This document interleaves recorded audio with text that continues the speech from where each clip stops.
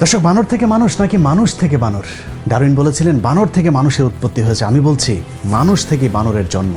তাহলে সত্য কোনটা? চলুন আজকে তার একটা বৈজ্ঞানিক বিশ্লেষণ করা যাক। দর্শক, বিজ্ঞানের এই গুরুত্বপূর্ণ গবেষণার কাজটি আমাদের কথিত বিজ্ঞানী ডক্টর জাফর ইকবালকে দিয়ে করা যাক। জাফর ইকবালের দাদার দাদা ছিলেন তেলাপোকা, তার দাদা ছিলেন ছাড়পোকা, তারও দাদা ছিলেন উই পোকা, তার দাদা ছিলেন হাতি, পাতি শিয়াল ছিলেন তার দাদা। জাফর ইকবালের আপন দাদা ছিলেন হনুমান আধা বানর ছিলেন জাফরের বাবা।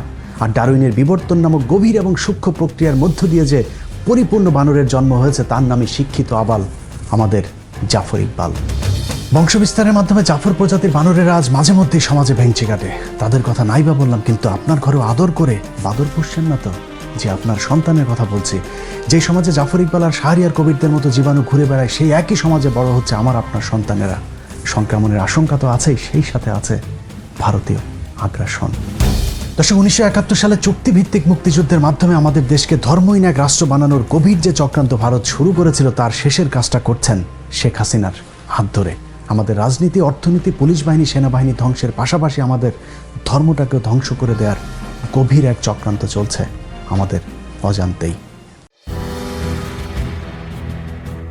এটা একাদশ জাতীয় সংসদের ধর্ম মন্ত্রণালয় সম্পর্কিত স্থায়ী কমিটির একটি সরকারি নথি, যেখানে ওয়াজ মাহফিল বন্ধের জন্য একটি সুপারিশ পাঠানো হয়েছে সব জেলাগুলোতে।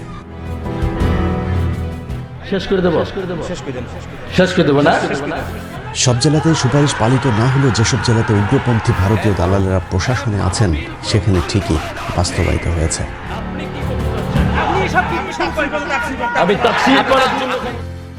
চরম মুসলিম বিদ্বেষী সরকারি কর্মকর্তা সাতক্ষীরা জেলার সহকারী কমিশনার ইন্দ্রজিৎ সাহা স্বাক্ষরিত একটি চিঠিতে দেখা যায়, সাতক্ষীরা জেলার পুলিশ সুপার সহ সকল উপজেলা নির্বাহী অফিসার ও সাতক্ষীরার সকল থানার ভারপ্রাপ্ত কর্মকর্তাদেরকে উক্ত নির্দেশ পালন করতে বলা হয়েছে।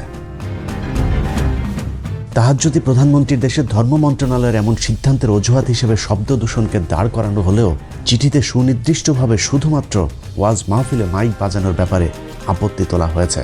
এখন প্রশ্ন হলো, শব্দ দূষণ কি শুধুই ওয়াজ মাহফিলের মাইক থেকেই হয়?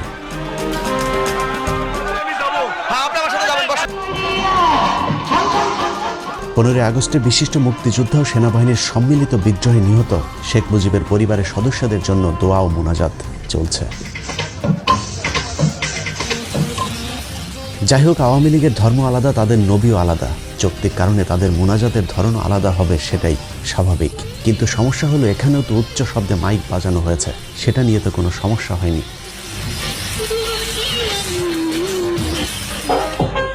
সারা রাত শেখ মুজিবের ভাষণের ফাঁকে ফাঁকে হিন্দি গান চলেছে, সেটা তো সমস্যা হয়নি।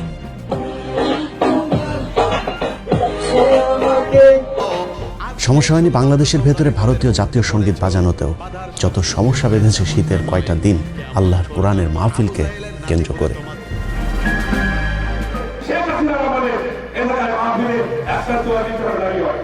সরকার এরই মধ্যে বেশ কিছু জনপ্রিয় আলেমকে কালো তালিকাভুক্ত করেছে।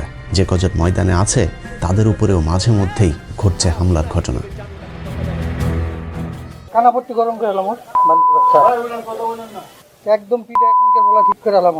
মাঠে ময়দানে কোরআনের আলোচনার পাশাপাশি মসজিদগুলোতেও হামলা শুরু করেছে নব্য ভারতীয় রাজাকার আওয়ামী সন্ত্রাসীরা।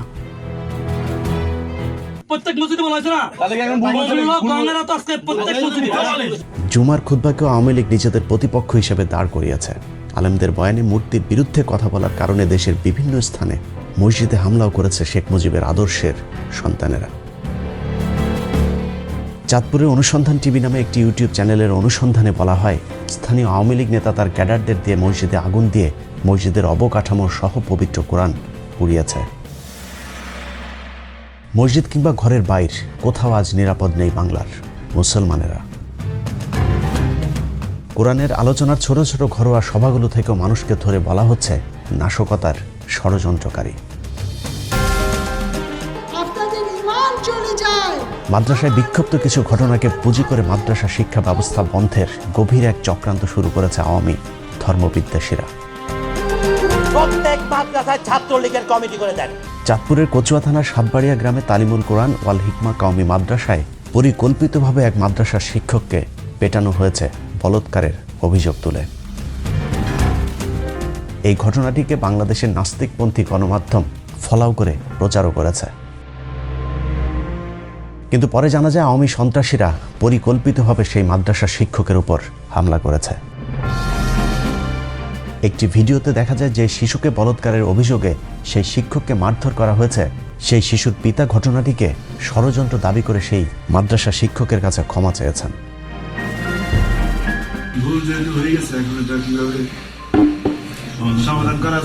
এসব সাজানো নাটককে গণমাধ্যম ফলাও করে প্রচার করলেও ঘটনার ভেতরের ঘটনা যখন ফাঁস হয় তখন গণমাধ্যম চুপ থাকে।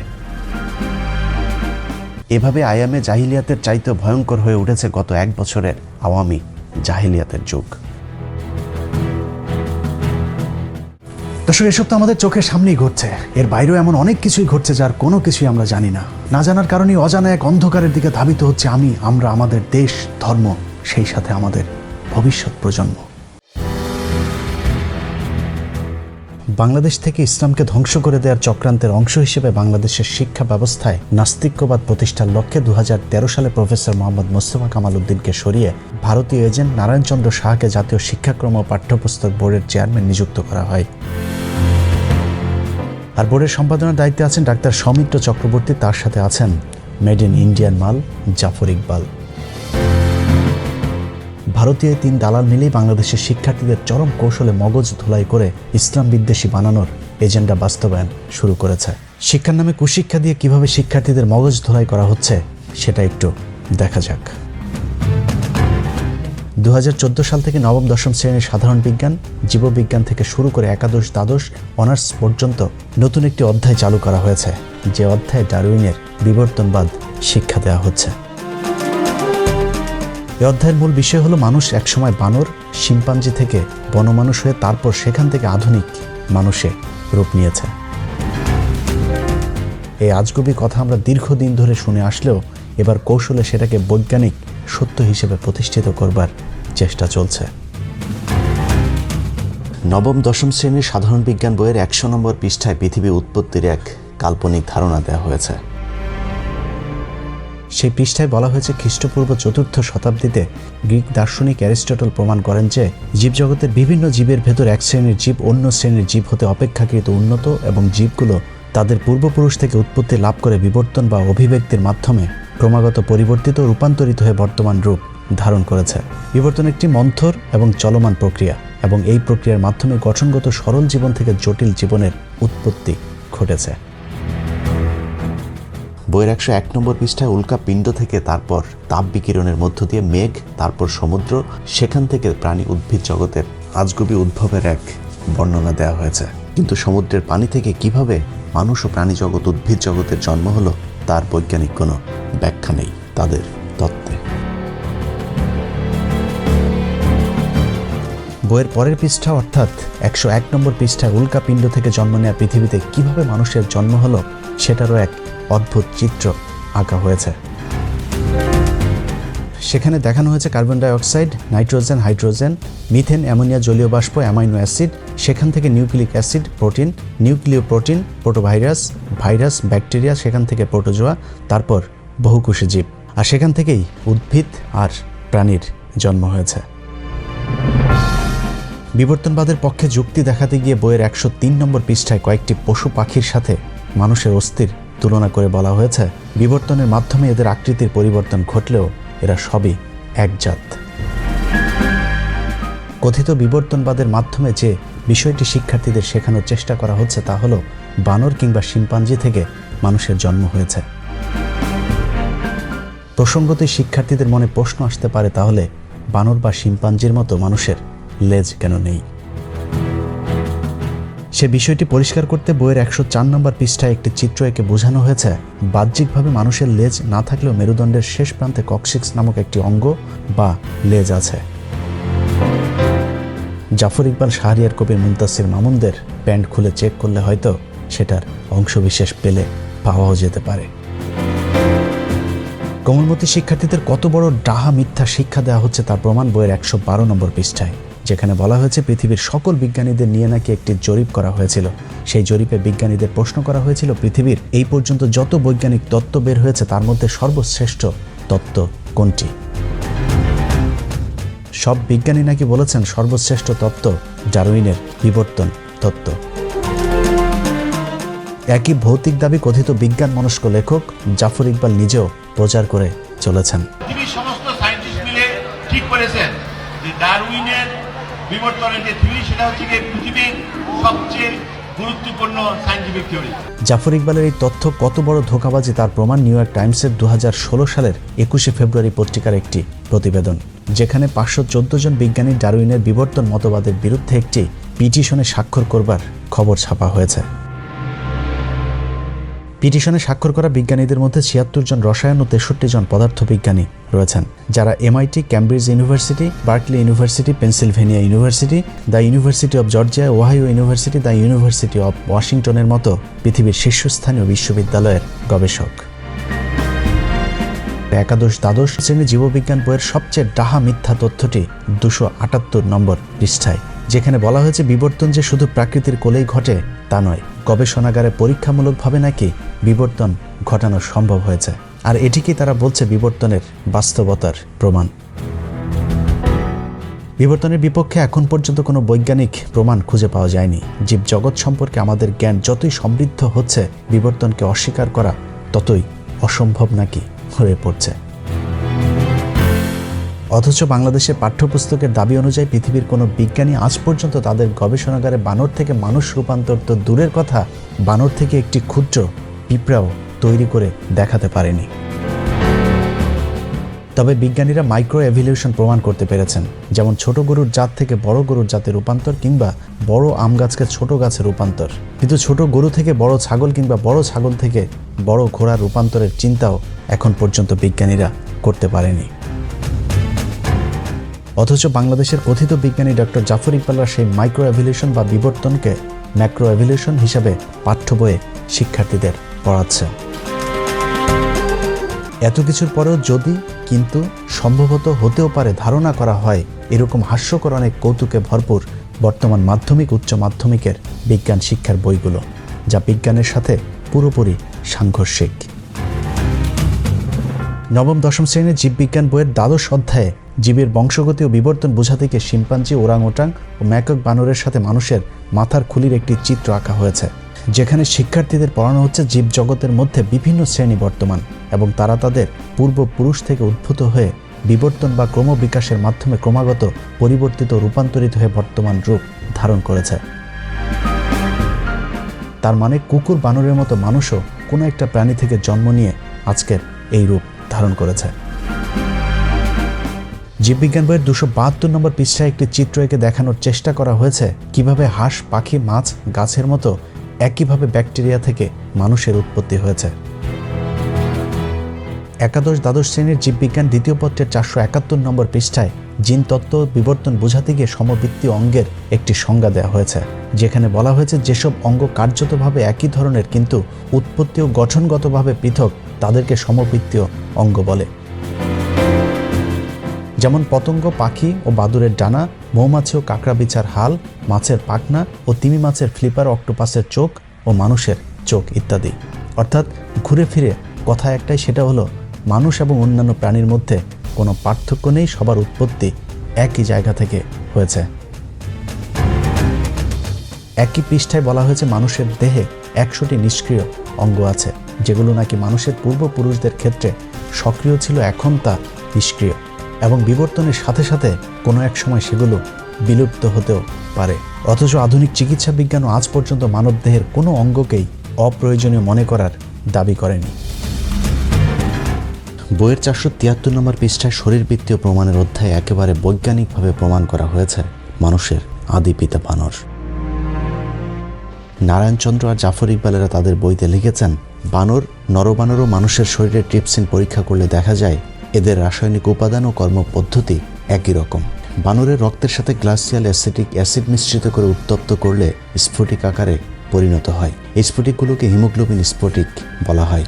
দেখা গেছে মানুষের হিমোগ্লোবিন স্ফটিকের আকার হুবহু দেখতে বানরের হিমোগ্লোবিন স্ফটিকের মতোই। ঘোড়া ও কুকুরের হিমোগ্লোবিন স্ফটিকের আকার আবার ভিন্ন। এতে প্রমাণিত হয় যে মানুষ ও বানর নিকট আত্মীয়। বানরের পূর্বপুরুষ থেকে ক্রমবিকাশের মাধ্যমে মানুষের সৃষ্টি হয়েছে, তার মানে মানুষের আদি পিতা বানর। ডিগ্রি দ্বিতীয় বর্ষের প্রাণীবিজ্ঞানে ল্যামার্কিজম ও ডারউইনবাদের পূর্ণাঙ্গ আলোচনা করা হয়েছে। এ অধ্যায় বিবর্তনের মাইক্রো, ম্যাক্রো ও মেগা এই 3টি ধাপ সংযোজন করা হয়েছে। এ অধ্যায়ে গ্রেগরির মানুষ উদ্ভাবনের তত্ত্বটি আলোচনা করা হয়েছে, যেখানে বলা হয়েছে মানুষ যে বংশ থেকে উৎপন্ন হয়েছে তা সম্ভবত ছিল বড় মস্তিষ্ক বিশিষ্ট অ্যানথ্রোপয়েড বা নরবানর। এরা দেখতে অনেকটা শিম্পাঞ্জি ও গেরিলা দলের মতো ছিল, অর্থাৎ এখানেও বানর, গেরিলা, শিম্পাঞ্জি থেকে মানুষের উদ্ভবের কথা বলা হয়েছে। মানুষের আগের জাতের চেয়ে বর্তমান জাতের মাঝে কিছু পরিবর্তন বা বিবর্তনের কথা বলা হয়েছে। সেগুলি হলো, আগে মানুষ খাড়া হয়ে চলতে পারত না, হাত পা লম্বায় সমান ছিল, অর্থাৎ মানুষও বানরের মতোই 4 হাত পায়ে ভর দিয়ে হাঁটত। চেয়াল ও দাঁতের আকার এখনকার চেয়ে অনেক বড় ছিল। থুতনি, করোটা ও মস্তিষ্কের আকৃতিরও পরিবর্তনের কথা উল্লেখ করা হয়েছে এই অধ্যায়টিতে। অনার্স 2য় বর্ষের সমাজবিজ্ঞান বইটি পড়লে স্পষ্ট হয়ে যাবে ডারউইন ও তার অনুসারীদের মূল উদ্দেশ্যই হল পৃথিবীকে ধর্মহীন করা।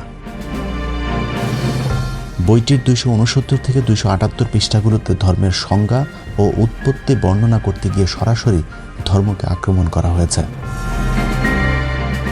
কার্ল মার্কসের তত্ত্বটিও এখানে সংযোজন করা হয়েছে, যেখানে ধর্মকে মিথ্যা ধারণা হিসেবে উল্লেখ করে বলা হয়েছে ধর্মই নাকি মানুষকে তন্দ্রাবিষ্ট করে রাখে বা ঘুম পাড়িয়ে রাখে।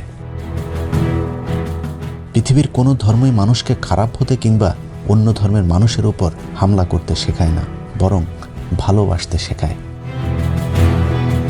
প্রথম বিশ্বযুদ্ধ, দ্বিতীয় বিশ্বযুদ্ধ কিংবা পৃথিবীতে ঘটে যাওয়া কোনো বড় যুদ্ধই ধর্মের কারণে হয়নি, বরং ধর্মীয় বিধান মানলে সেসব যুদ্ধগুলো হয়তো এড়ানো যেত।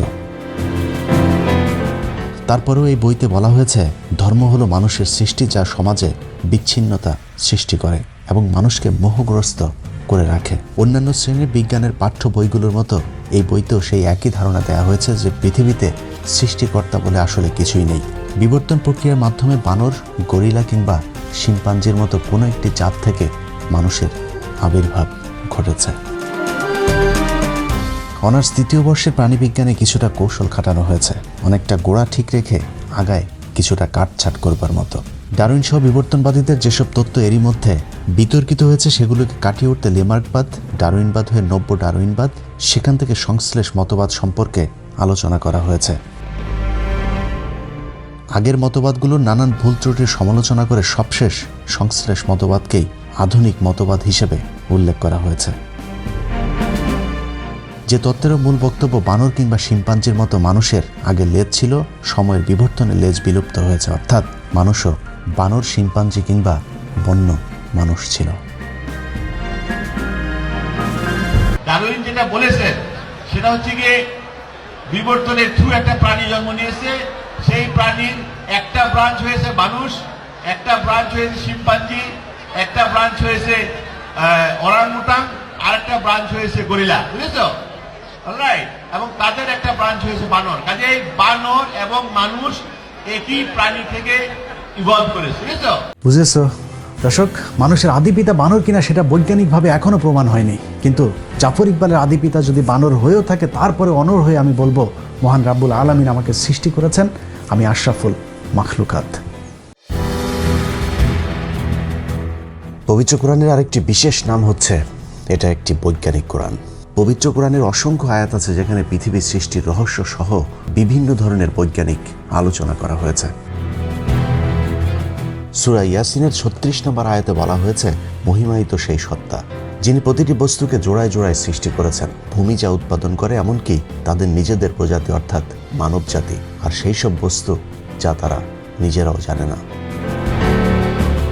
সূরা শুরার 11 নম্বর আয়াতে বলা হয়েছে, তিনি তোমাদের মধ্যে জোড়া তৈরি করেছেন, পশুদের মধ্যেও করেছেন জোড়া, এভাবেই তিনি বংশ বিস্তার করেন।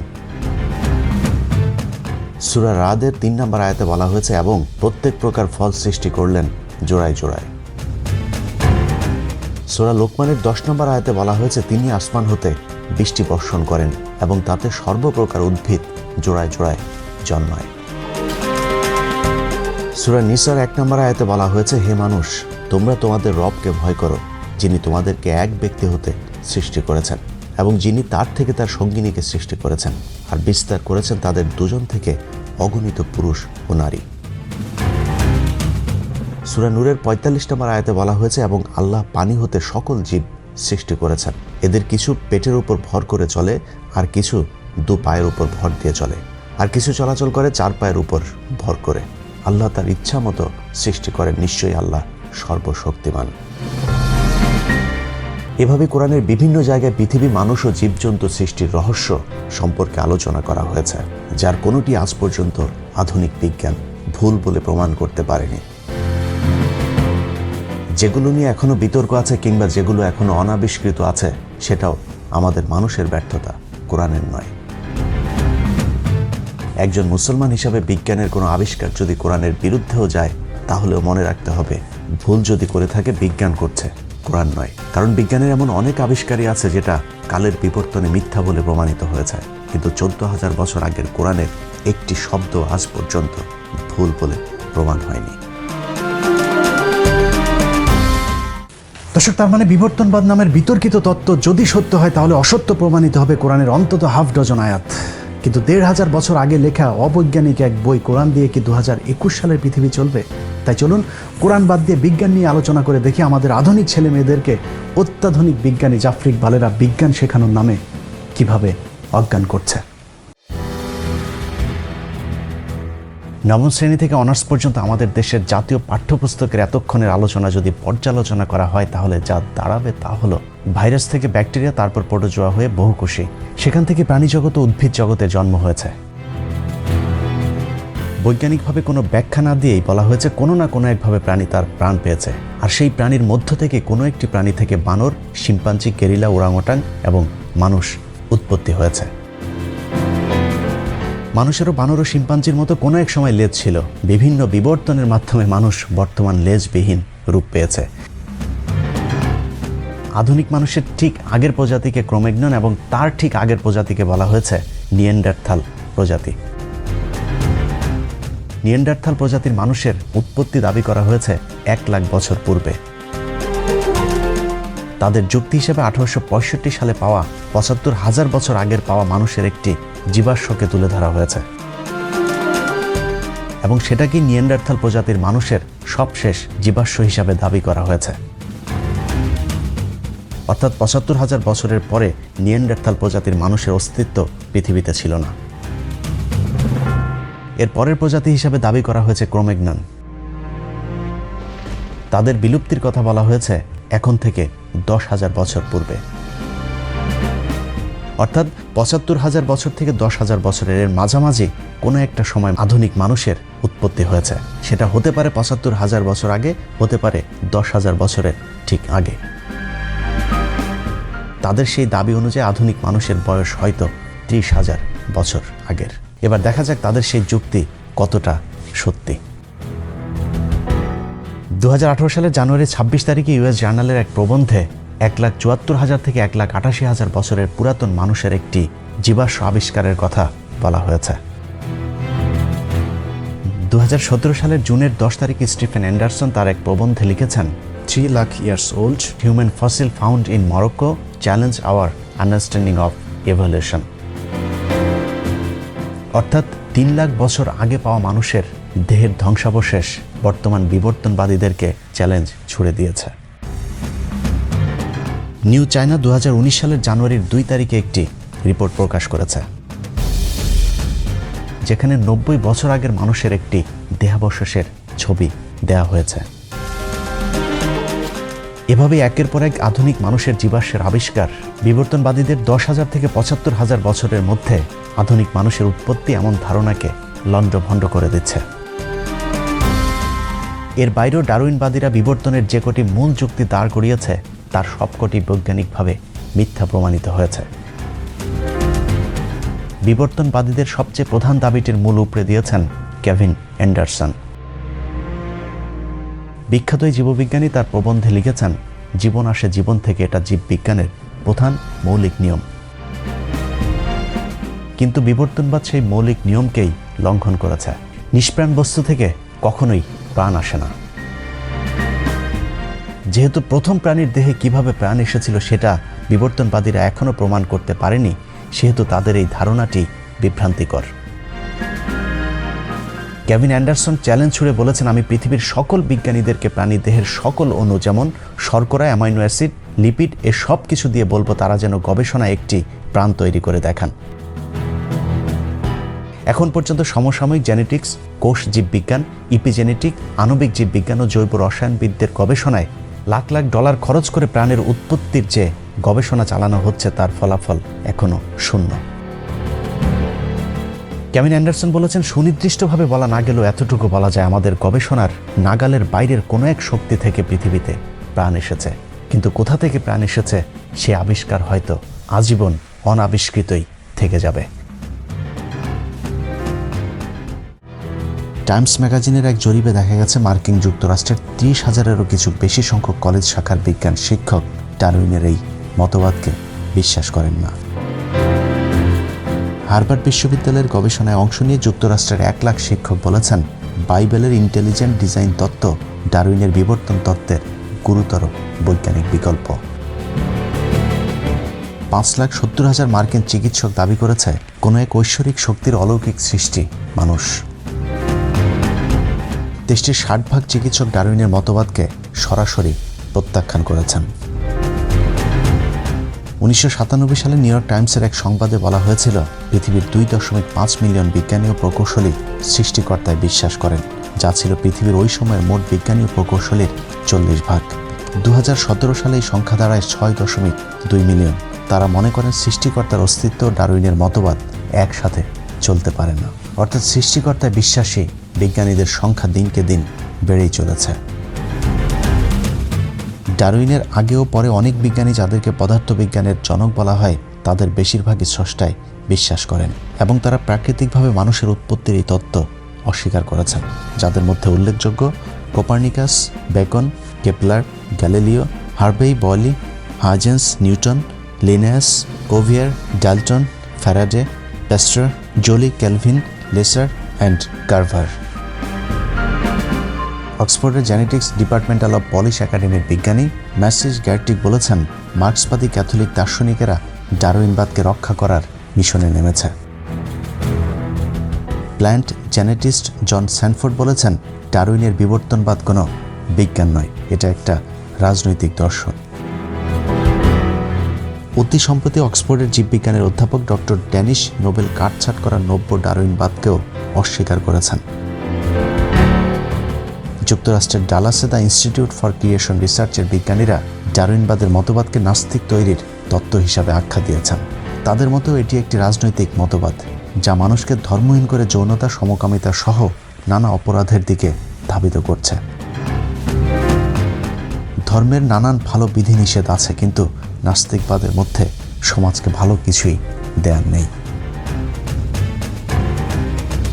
কিন্তু বর্তমান পৃথিবীতে বৈজ্ঞানিকভাবে এগিয়ে থাকা প্রতিটি দেশ ডারউইনের মিথ্যাই বিবর্তনবাদকে তাদের পাঠ্য তালিকা থেকে বাদ দিয়ে দিয়েছে। খোদ মার্কিন যুক্তরাষ্ট্রের ফ্লোরিডা, ইলিয়ন, কানেকটি, মিসিসিপি, ওকাহামা এই 5টি অঙ্গরাজ্যে বিবর্তনবাদকে 2004 সাল থেকে তাদের পাঠ্য বইয়ে নিষিদ্ধ করেছে। আরও 3টি অঙ্গরাজ্যে বিবর্তনবাদের বিরুদ্ধে মামলা আদালতে চলমান। বর্তমান পৃথিবীকে জ্ঞানবিজ্ঞানের নেতৃত্ব দেয় ইহুদিদের দেশ ইসরায়েলে বিবর্তনবাদ সংশোধন করা হয়েছে। বিজ্ঞানে এগিয়ে যাওয়া আরেক দেশ তুরস্কে বিবর্তনবাদ পড়ানো একেবারে নিষিদ্ধ। প্রেসিডেন্ট এরদোয়ান বলেছেন, এসব মিথ্যা তত্ত্ব শিক্ষা দেওয়ার পরিবর্তে আমাদের শিশুদের প্রয়োজনীয় বিজ্ঞান শিক্ষা দেওয়া উচিত। দক্ষিণ কোরিয়া সেদেশে বিবর্তনবাদ সিদ্ধান্তের চূড়ান্ত অনুমোদন উপস্থাপন করেছেন। রোমানিয়া 2006 সাল থেকে রাষ্ট্রীয়ভাবে সেদেশে বিবর্তনবাদ পড়ানো নিষিদ্ধ ঘোষণা করেছে। এছাড়াও সৌদি আরবেও বিবর্তনবাদ শিক্ষা দেয়া নিষিদ্ধ। নারায়ণচন্দ্র সাহা, জাফর ইকবালদের আদি পিতার দেশ ভারতে বিবর্তনবাদ শিক্ষা বাতিলের দাবি করেছে সেদেশের বর্তমান জুনিয়র শিক্ষামন্ত্রী সত্যপাল। এনডিটিভির বরাত দিয়ে সমকাল পত্রিকা 2018 সালের 22 জানুয়ারি একটি খবর ছেপেছে। সেই খবরে প্রকৃতি বিজ্ঞানী চার্লস রবার্ট ডারউইনের বিবর্তনবাদ তত্ত্ব বৈজ্ঞানিকভাবে ভুল দাবি করেছেন সত্যপাল সিং। তাই স্কুল কলেজের টেক্সট বুক থেকে সেই সূত্রটি সরানো প্রয়োজন বলে মন্তব্য করেছেন এই প্রভাবশালী মন্ত্রী। আমাদের স্কুল কলেজের টেক্সট বুক থেকে এই সূত্রটি সরানো প্রয়োজন মন্তব্য করে তিনি আরও বলেন, আমাদের পূর্বপুরুষেরা কোথাও উল্লেখ করেননি যে তারা একটি বন্য মানুষকে মনুষ্য সন্তানের রূপান্তর হতে দেখেছে।